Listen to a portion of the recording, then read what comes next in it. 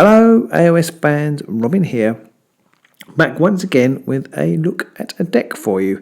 Yes, I'm continuing to play the Mantrappers, and this week I've made some small changes to the deck. They're not huge, so basically the idea of these videos will be to just look over what changes I've made, how the deck's evolving, what I thought worked or didn't work in the previous game, and see how many changes I've made, and just discuss how the deck evolves as though I was taking it to a tournament, although I'm not in this case. And we'll just see how it goes. There are a number of ways to play the Mantrappers. I'm trying to play with objective destruction, maybe getting into the Grimwatch or the Thorns, and we'll see how we go now. As I said, this is the second iteration of the deck, and I haven't really made very many changes. If you've seen the games that Pete and I played, Pete didn't have the greatest of luck, possibly not the greatest of deck selection. Didn't really test my deck hugely, so I haven't really tried it out in anger.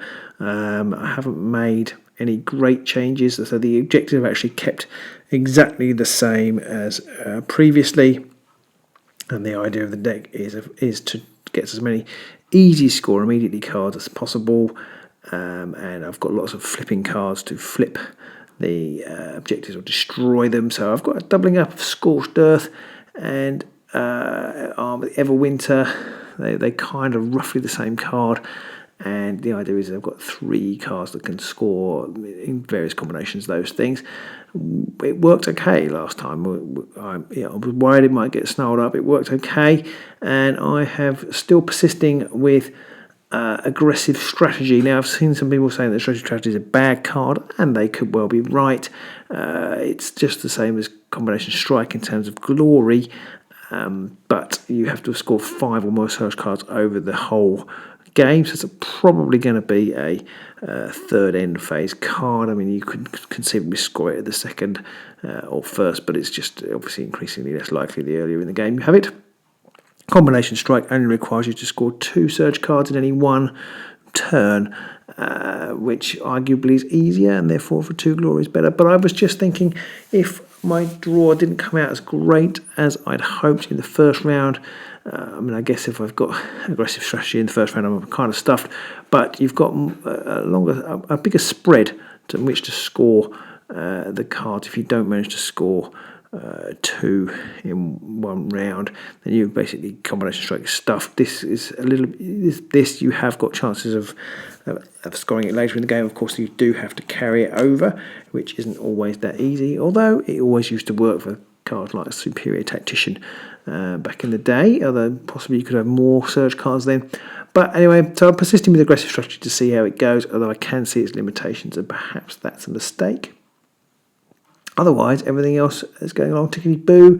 Tend to take out fighters for things like butchering and the Triumphant Hunt. It's tough against the Wurmspat, but yeah, it should be easier against other things. Gather Momentum, still a good card for the cat, or any speed upgrades that I might have to help me score that. So yeah, we've kept it the same. We'll see how it goes. And looking at the ploys, not a massive change on the ploy front either, really, because, again, it worked. I have made a couple of changes. I have changed Regal Vision in.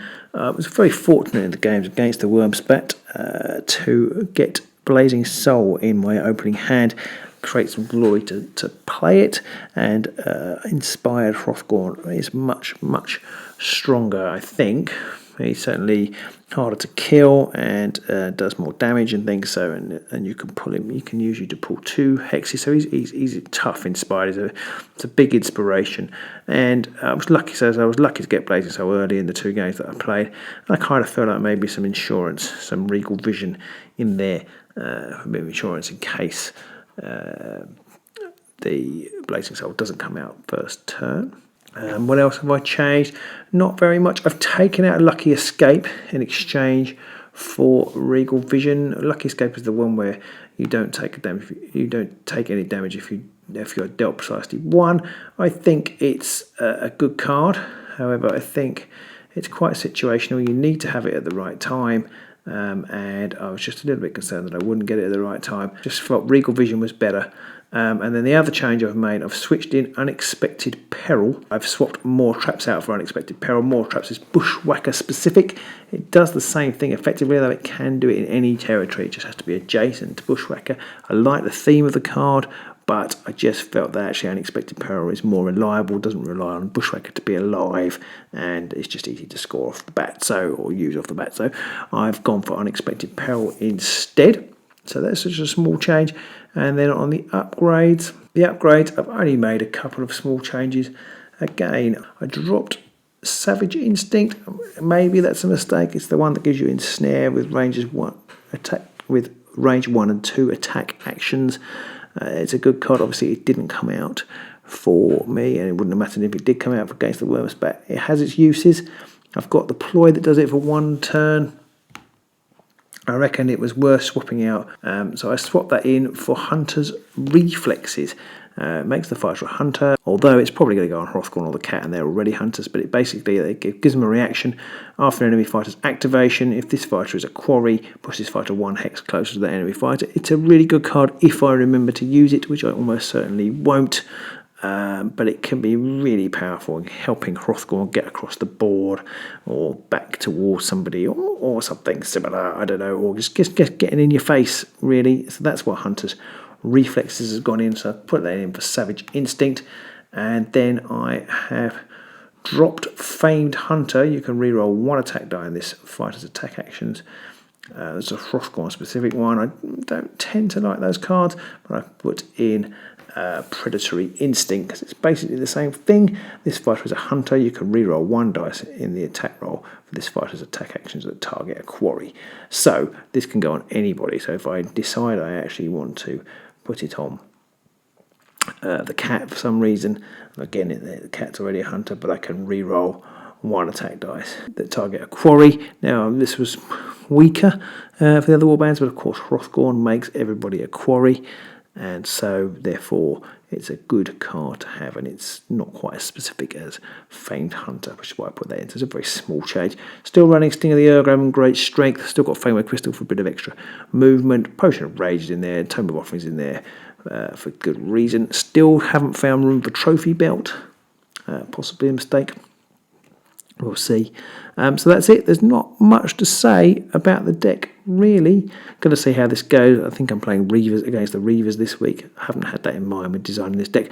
I think the Reavers could actually do a number on Hrothgorn. They can hit hard and fast.